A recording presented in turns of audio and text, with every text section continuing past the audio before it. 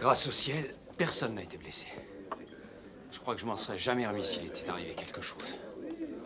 Laisse-moi te dire un bon truc. Ton impatience te perdra, mon pauvre Johnny. Mais Pete, qu'est-ce que je vais devenir? C'était la dernière assurance qui avait accepté de me couvrir.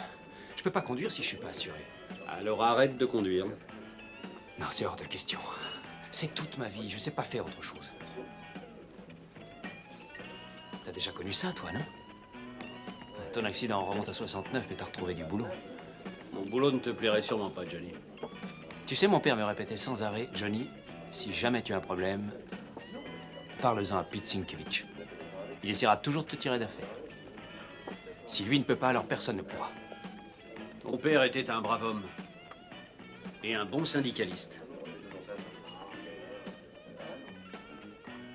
Moi, je n'étais qu'un soulard. Sans boulot. Sans nulle part où aller. Les types comme moi sont les seuls qui puissent accepter ce genre d'emploi. Et une fois que tu marches dans la combine, je peux t'affirmer que tu n'as plus vraiment le choix. J'ai eu 4 accidents en 2 ans. C'est pas génial pour trouver de l'embauche. Écoute, j'ai une livraison demain. Viens avec moi, comme ça tu verras ce que c'est. Qu'est-ce que t'en dis? Ça me va. Et qu'est-ce que je fais pour l'assurance? Cette compagnie-là a sa propre assurance.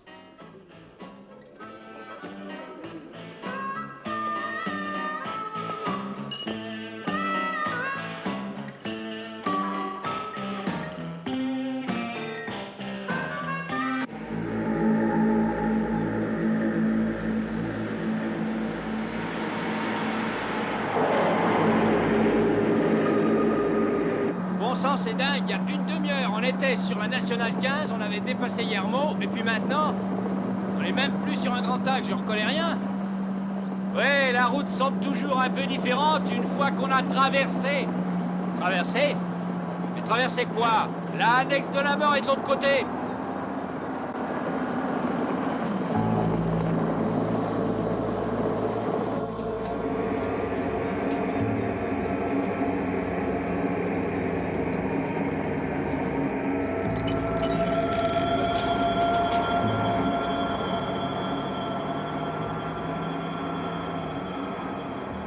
C'est bon, tu peux y aller. Vas-y, recule. C'est ça, continue. Très bien, doucement. Arrête. Voilà, parfait. Salut, comment ça va?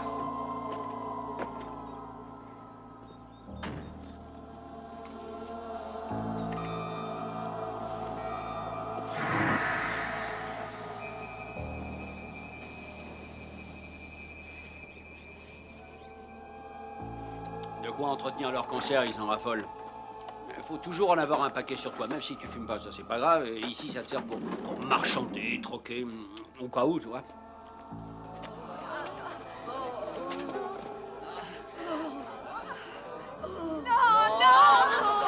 Hé, mais qu'est-ce qu'ils font, là? Laissez-les tranquilles! Non, Johnny. On va pas rester comme ça sans rien faire. Johnny, ce sont des macabées. Quoi?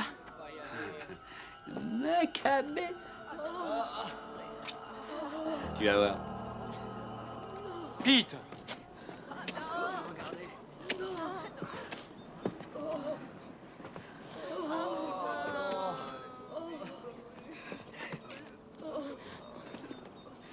Et vous là-bas?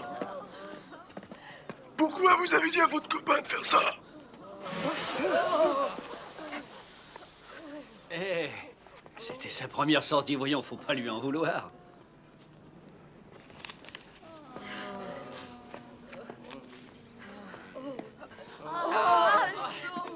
Ne recommencez pas et que ça ne se reproduise plus, compris? Je t'avais dit de faire comme moi et surtout de la fermer. Tu piges pourquoi maintenant? Il faut que je t'explique. Il y a déjà quelque temps de ça, le patron avait décidé de former des ouvriers spécialisés dotés d'un pouvoir de décision plus affirmé. Toi, moi et le reste de l'espèce humaine. Mais seulement, il fallait également que nous soyons immortels.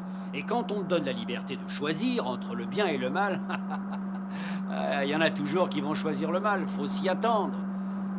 Ce sont les... Enfin, on pourrait dire que ce sont les inévitables rebuts de la société, mais en tout cas, ils sont là, et en plus, ils sont immortels. Alors, le patron a décidé de créer une sorte de décharge municipale. Tu vois le genre? Afin qu'ils ne contaminent pas ceux qui ont choisi le bien. Il y a de l'orage dans l'air. Ouais. Faut pas espérer du beau temps quand on roule vers l'enfer. T'as sûrement déjà entendu dire en Chine, hein, et puis aux Indes, ils les conduisent en tram. Et en Russie, c'est en tramway. Et au Mexique, en autocar. Sur des routes pourries. Et toujours la nuit. Dis donc, peut-être qu'on devrait rabattre la bâche sur la remorque, ça les protégerait de la pluie, tu crois pas? Non, c'est qu'une marchandise, Johnny. Et qui ne risque pas de s'abîmer. Laisse-moi te dire qu'au prochain routier où on s'arrêtera, la pluie se sera arrêtée elle aussi. Un routier? Ici? Bah oui, partout où il y a des camions qui passent, tu peux être sûr que tu trouves des routiers.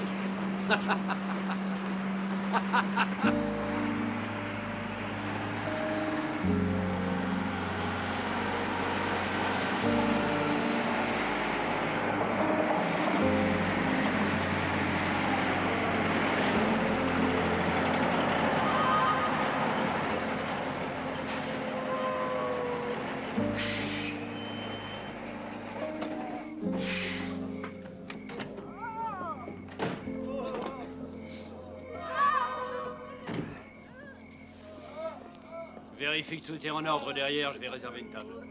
D'accord.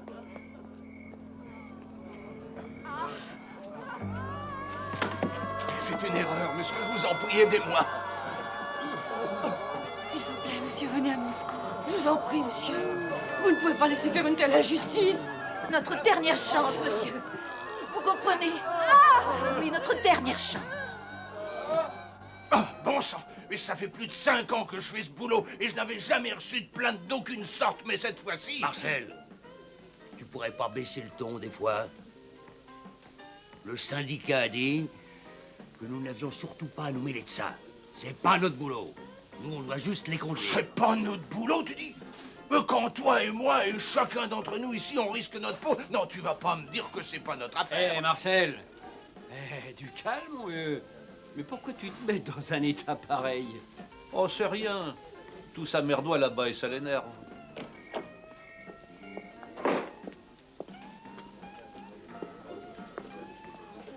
Marcel, tu ferais mieux d'apprendre à te contrôler, vieux.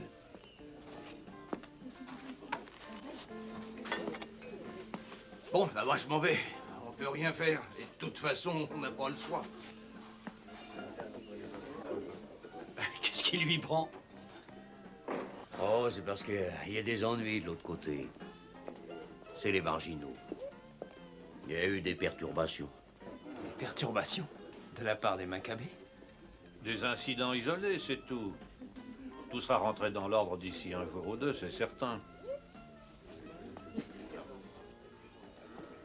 Et si vous voulez protéger vos intérêts, restez en dehors de tout ça. C'est vraiment dingue. Les morts n'ont jamais été des perturbateurs. Suis mon conseil. Méfie-toi de leur meneur.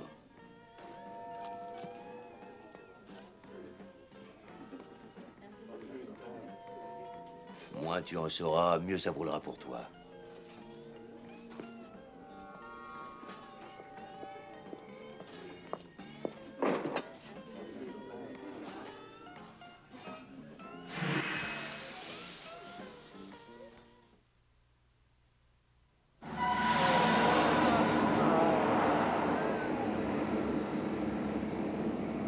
Et qu'est-ce qu'il veut dire au juste par marginaux?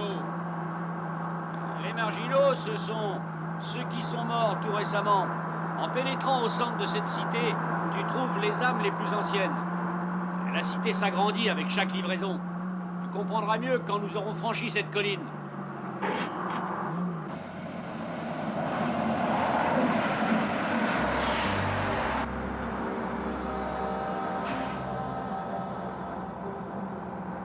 C'est ça l'enfer?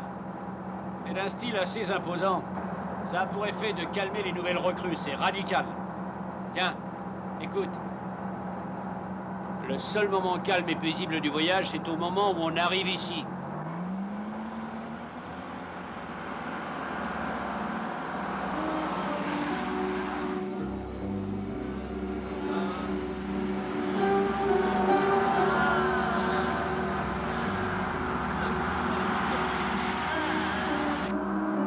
ma tête, je voyais pas ça comme ça.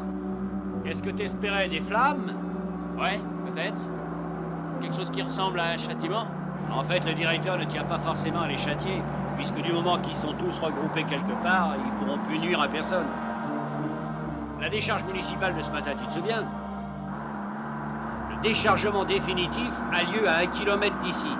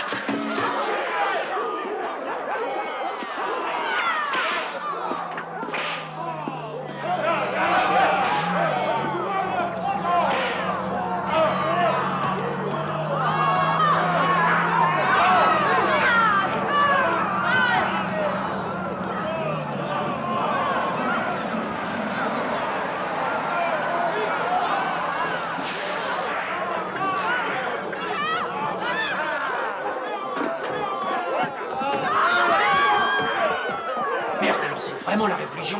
Alors qu'est-ce qu'on fait?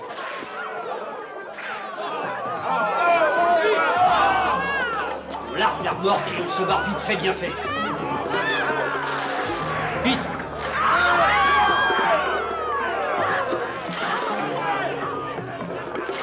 Johnny!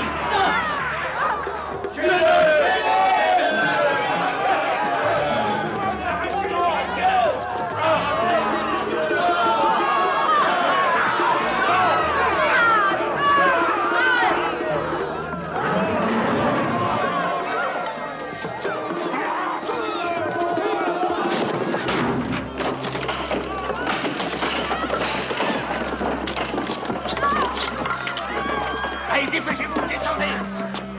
Vite, vite, descendez!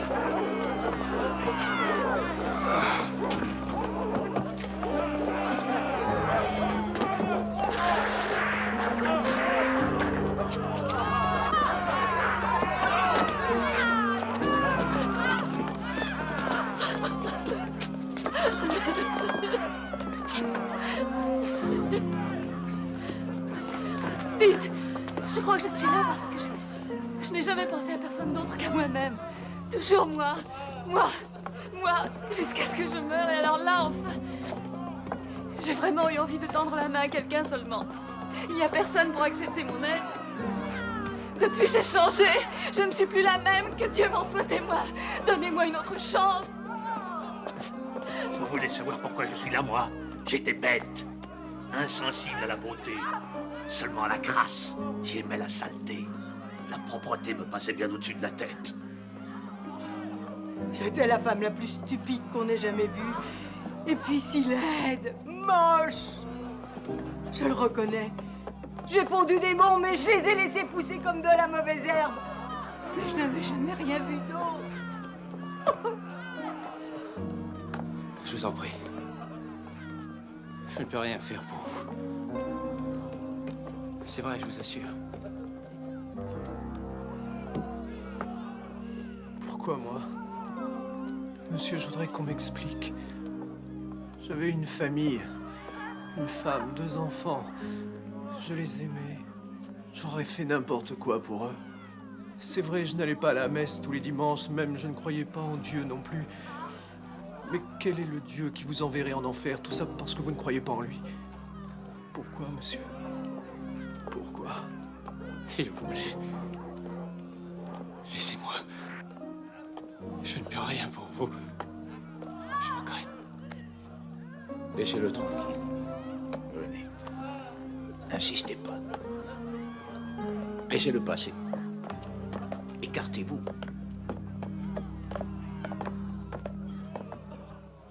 Vous en faites pas. On a demandé à un gardien de venir vous aider, vous et votre collègue. C'est convenu dans le contrat. Et comment le savez-vous?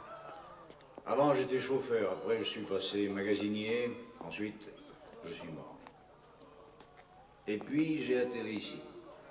Vous imaginez ma surprise? Gary Frick. John. John Davis.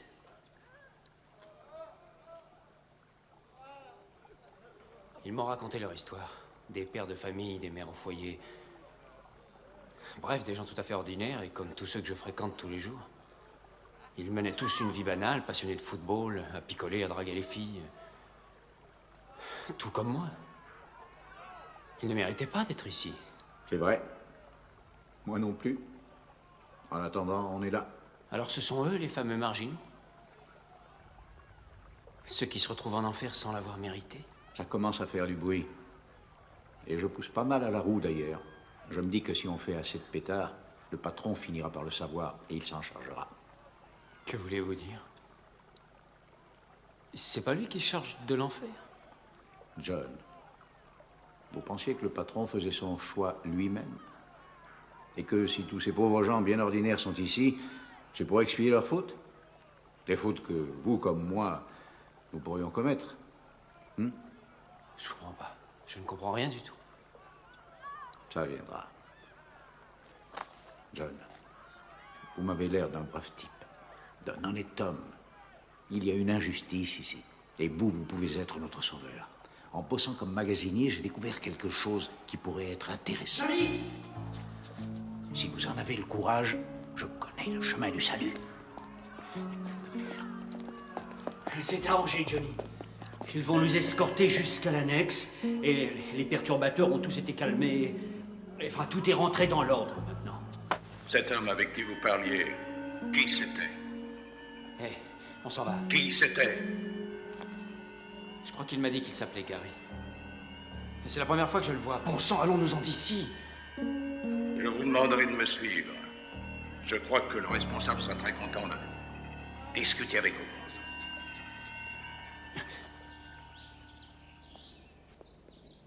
Laissez-moi vous complimenter pour votre courage, monsieur Davis. Vous avez secouru un ouvrier qui se trouvait en grande difficulté. Je vous en remercie. Vous en procédez à des recherches, n'ayant trouvé que des éloges sur vous. Écoutez, c'est pas la peine de vous fatiguer. Je ne fais ce boulot que depuis un jour. Et la seule raison pour laquelle je suis là, c'est parce que Gary m'a dit de venir. Et qui est-il d'abord? Il appartenait à l'organisation jusqu'à l'année dernière. Il est mort dans un accident.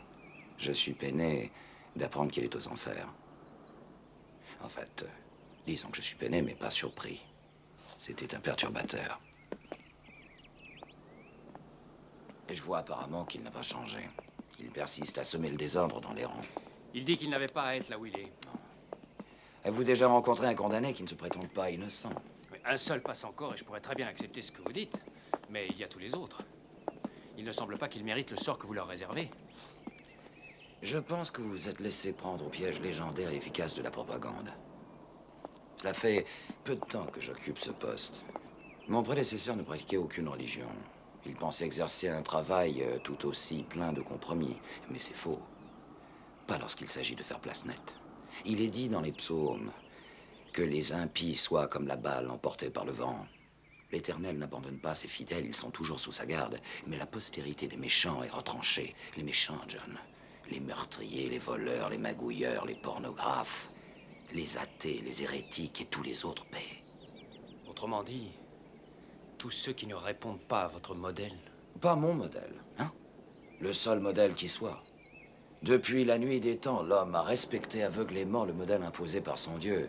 Et maintenant, évidemment, quand on veut procéder à une petite retouche, il y a toujours quelqu'un pour émettre une opinion défavorable. Mais tout ça passera avec le temps. Gary m'a dit que le patron n'était plus le seul et unique à choisir. Oh, disons qu'il ne veut plus s'ennuyer avec des tâches subalternes. Il a autre chose à faire. Vous êtes le responsable de l'enfer? Disons que c'est moi qui tranche, c'est vrai. Oui, mais en règle générale, nous autres du genre humain, nous sommes pris en charge, et cela depuis des siècles. Mais ce serait un autre débat, je crois. Ce qui est important, John, c'est qu'un homme comme vous ne perde pas sa place, transporter ainsi tous ces pécheurs et les éloigner des justes. Si vous quittez votre emploi, vous ne saurez jamais tout le côté sécurisant qu'assure votre travail. Prenez Gary Frick. Jamais il n'aurait cru partir en enfer. Mais on ne peut jurer de rien. Mais revenons à Gary. Est-ce qu'il vous aurait parlé de quelque chose dont vous voudriez discuter avec moi? Non, monsieur.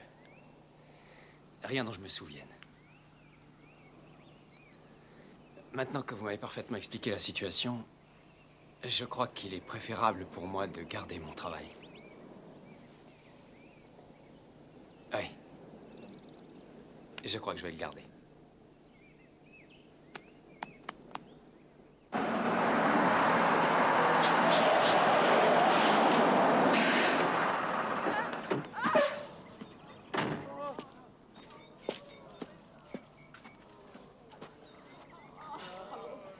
Vous savez pourquoi on vous emmène? J'ai injurié un flic. Qu'est-ce que ça peut vous foutre? Et vous, pourquoi allez-vous en enfer? Rapt, incendie, tous les délits, quoi. Vous avez obtenu un sursis? Et vous, madame? Je ne sais pas, moi. Je n'ai fait jamais de mal à personne, ou jamais volontairement. Non, jamais de toute ma vie. Jamais. Je ne sais pas pourquoi. Pourquoi je suis ici. Que faisiez-vous dans la vie? Oh, J'étais bibliothécaire, c'est tout. Bibliothécaire dans une école. Et j'ai toujours exercé mon métier en toute conscience. Quand ils ont voulu retirer les bouquins de Salinger, de Sade, de Huxley, j'ai réagi, je me suis opposée à ce choix, je l'avoue. Et ce serait pour ça que j'en suis là maintenant. Et vous, mademoiselle? Moi, j'étais une camée, empoisonnée par toutes les drogues imaginables. J'ai été stupide, je le reconnais. Mais on ne vous envoie pas en enfer parce que vous êtes stupide. Pour n'avoir fait de mal à personne, sauf à sa mère. Dites donc, écoutez, je crois que c'est une erreur. Tout comme cette dame, moi, c'est pareil. J'ai jamais fait de mal à personne. D'ailleurs, c'est pour ça que je me suis barré au Canada au lieu de partir au Vietnam. Je suis incapable de tuer. C'est ma seule faute. Et vous? Qu'avez-vous fait? J'en sais rien. Je n'ai commis aucun crime. Je n'ai jamais failli à l'éthique. J'ignore pourquoi je suis ici, ou alors... Ah, non, c'est pas possible. Je suis homosexuel et je... Très bien. Vous et vous, descendez. Où est-ce que vous les emmenez?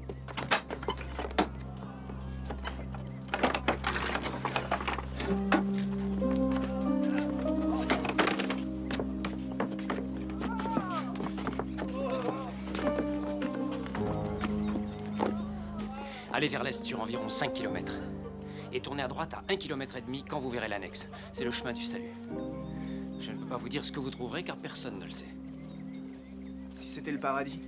C'est bien possible, mais ce n'est peut-être pas le paradis tel que vous l'imaginez. Est-ce que l'enfer était tel que vous le pensiez? Il y a un risque, mais le chemin du salut n'est pas sans risque. Alors il faut saisir l'occasion. Bonne chance. C'est un risque pour vous aussi?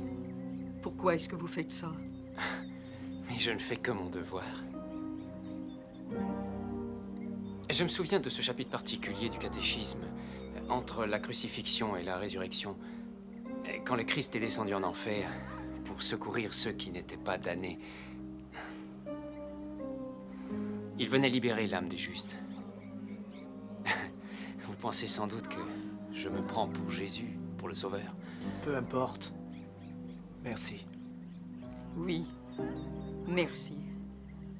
Allez, allez-y.